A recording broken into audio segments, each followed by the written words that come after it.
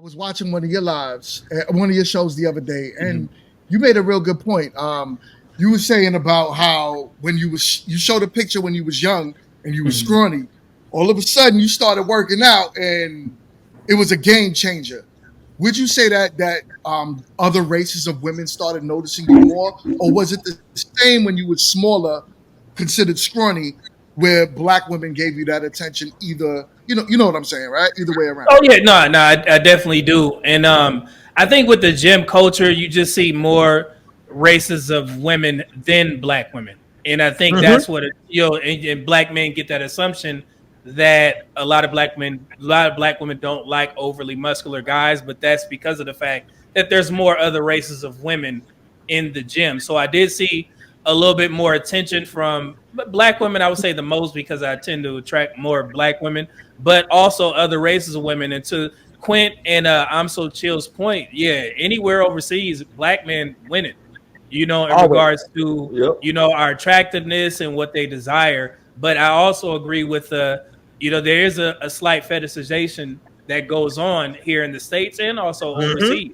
And sometimes us as black men, we can get that mixed up to where they admire us for the same thing that they admire white men for, but they don't. For the most part, and that's something that we have to be honest. And I do agree with a lot of black women when they say that some women will fetishize black men, but then go back to a white man because they do have that economic status, so on and so forth, which is natural, and it's just something that black men have to accept. However, us betting a woman is not the same as a woman betting a man. So black men can know full-heartedly that women are fetishizing them to have sex. If sex is the end goal, great. We can leave it at that. And then you can go on and go do what you need to do. But on women's side, it's a little bit different. If they have sex with a white man or whoever it is or whatever, then they got to come back and try and assimilate and act like, they wanted black men before. It's a different dynamic, but I definitely understand, especially that's a good point about the gym thing. It changes everything. Like I said multiple times, I'm 5'8" and 3/4, 5'10" with Tim's on. So but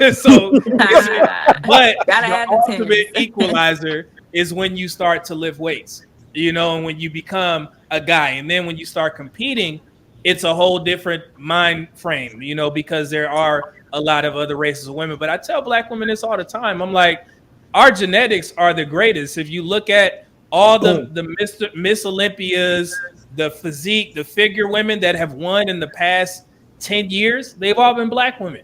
So when black women do take the gym serious, they stand out amongst any other woman that is in the gym. And I try and convey that message on my platform. Like, man, if we had more of our women go to the gym and see what could happen, I promise you, it's dominated the field, hands down. So but that's a great point, GMT, man. Wow, that is, ladies. I don't want to cut you off. Go ahead, GMT. No. I was agreeing with him. That was all. All right. And ladies, I'm going to agree with medium man too as well. Man, the moment y'all set foot in that gym, what you could do to your body is goddamn, and you can do it because your genetics, because we got the best genes. You can get ripped in no time, girl. Like, god damn, the beautiful bodies that my biggity black women have. Oh my god, I'm really yumptious. Yo. God is scrambling you up. This is a family show. This is a family show. Well, y'all can go check out my workout videos. Y'all need to go watch my gym videos, then. Hey, there you go. I'm not there. My wife is upstairs. Excluding Mingo. Not included. They quit. Look. And Quint. And Medium Man, he's married. And Medium Man. Oh, damn. So my bad. So we're just talking to Chill and Professor. Chill and Professor, y'all. You only got Chill and Professor, y'all love. Y'all the first. You got Chill and Professor, and that's it.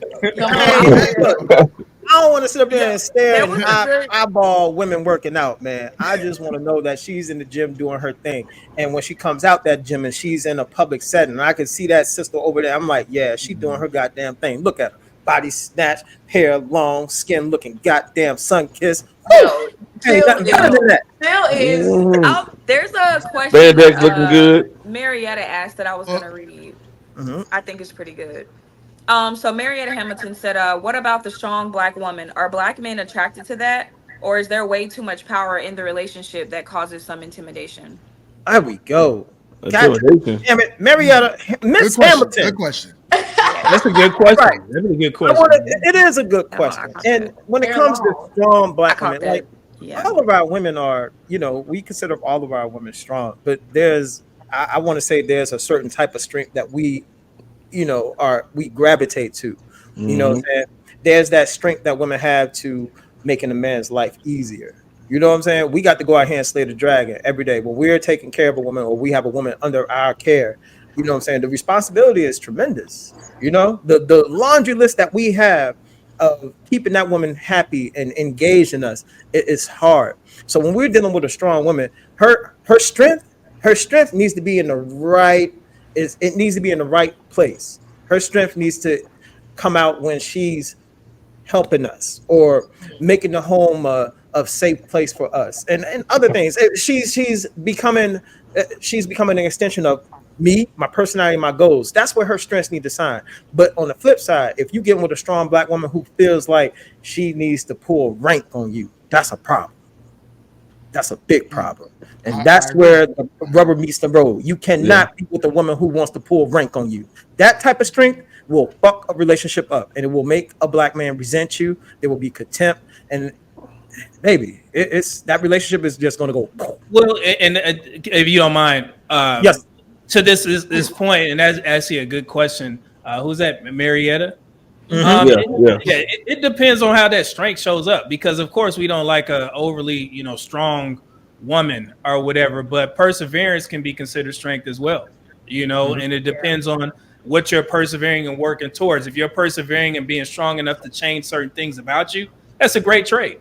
You know what I'm saying? Like you went to therapy or you knew that something was wrong and you had to persevere to become the woman that you are now. However, fighting, in the house with the good man, he won't stay long, but Mm-hmm. eventually and I'm not going to sit here and try and use myself, for example, when there is a good man dealing with a woman who he considers strong in a negative way, he's not going to stay long, but typically sometimes our women will show up as somebody else and then it'll come out later on down the line and then eventually y'all done already had sex, you know what I'm saying, and then that good man is going to be considered an F-boy because he left you after he figured out that you were strong, right? And that's where a lot of guys get that persona of being the bad guy because he was a good man, but then you showed up in a negative way and he was like, you know what, I'm not used to this, I'm not dealing with that, I'm gonna leave. But she's like, well, I already gave you sex, so now that makes you the bad guy. Like, no, I just know what I like and what I don't, and you can go, right? And I think that needs to be commonplace for both black men and black women. A lot of our issues, you listen to them online and you like, man, why did y'all stay so long Mm-hmm. just to, figure this stuff out? And I'm saying in my situation, I was diagnosed with gamophobia. It's a fear of commitment. I had to go to therapy from 2018 to 2013 to overcome this. And that was due to the military. I've been on 10 deployments, 3 combat. I've been multiple places, whatever, right? So that fear of commitment was because of the fact that I was leaving and it used to show up in relationships. I knew that was wrong and I would never be able to get married if I kept that same outlook on relationships. So I had to persevere, become a stronger man to take my ass into that damn therapist's office and get some work done before I show up with a woman, be like, hey, I got commitment issues, but will you marry me? No. So it don't work. It don't work. Right. So it's strength and perseverance can be, two of the same, but it just depends on how you show up. So Thank you so much, Media Man, for giving me a name for why I leave women after sex. So I appreciate that. Thank you. Oh I've been looking for ways my to figure it God. out, and you gave me. now you're gonna use it for evil, man. You said gamophobia?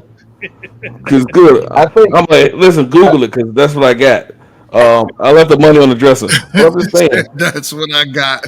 Matter of nah, fact, it's the not Google's gamophobia. It's downstairs. just games. Just games. I think Right. a lot of people don't realize how the military can do that to you because it did it to me. That's why I got married real late. in my life. But yeah, and I definitely that me. I mean, I'll be 45 this year.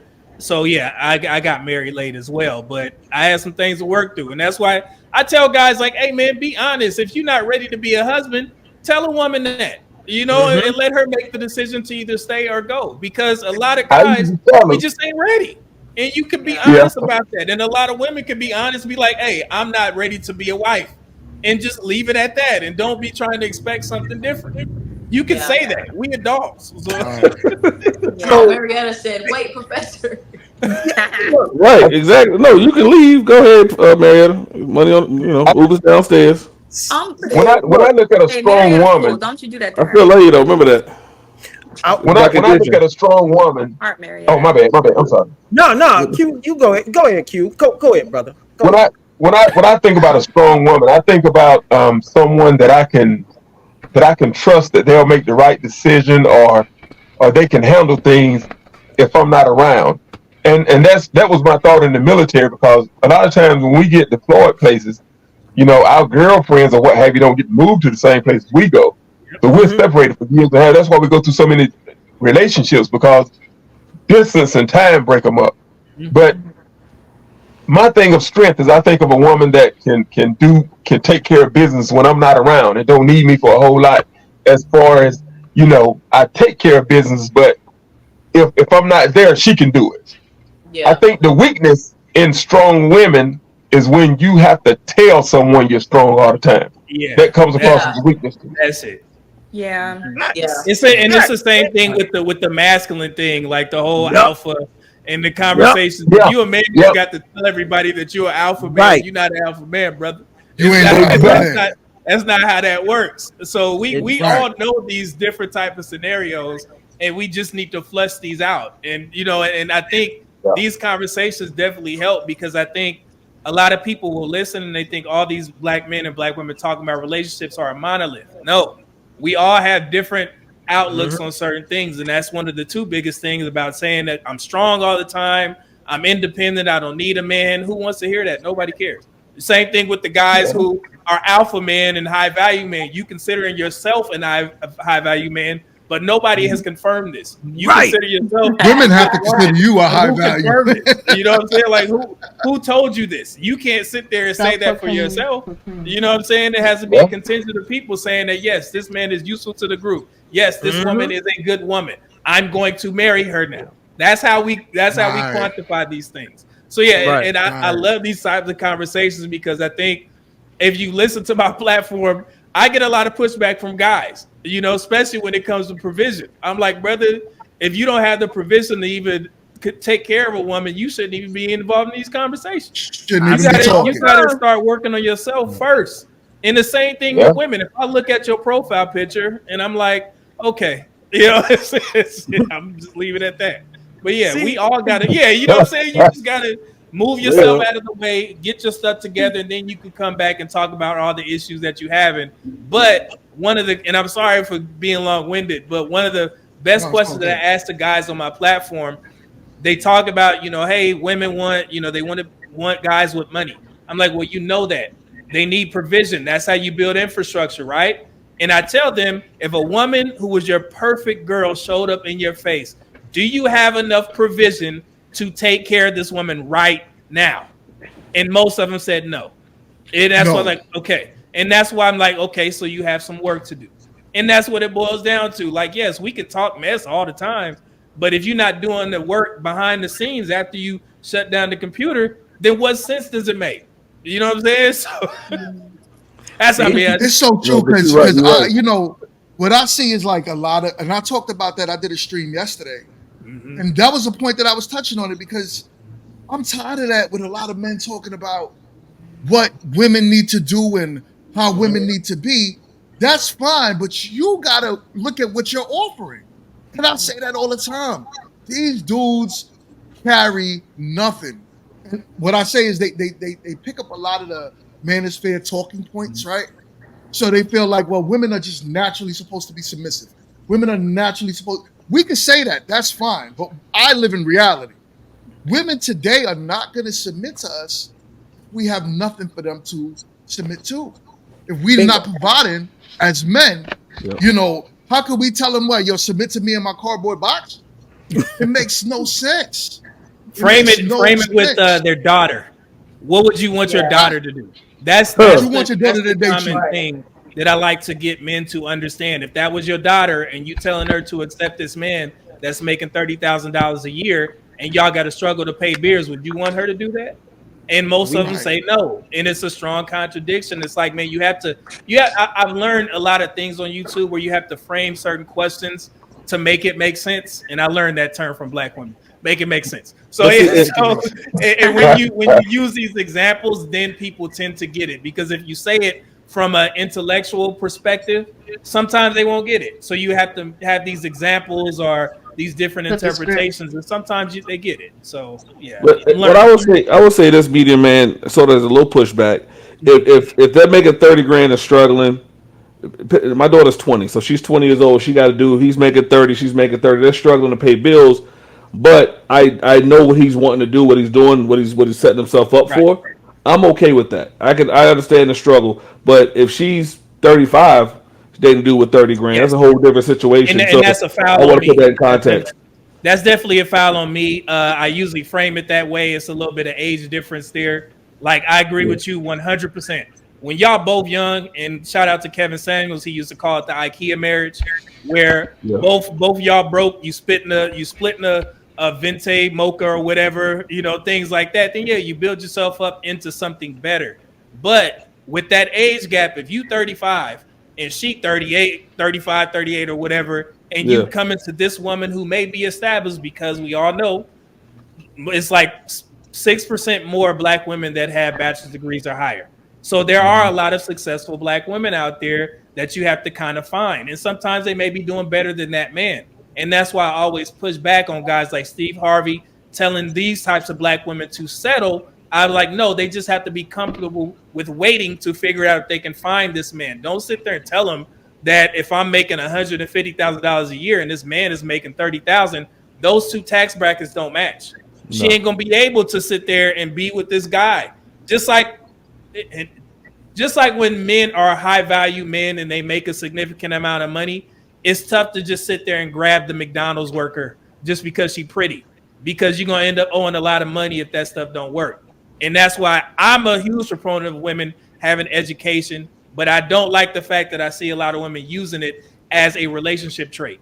No, it can come in handy. I'm a great saver. I know how to save money. When my girl came into my life, she has 2 degrees in finance, right? So it'd be foolish for me to sit there and be like, I'm this big alpha man and beat on my chest and not let her look at my finances to see it grow. She knows how to grow money.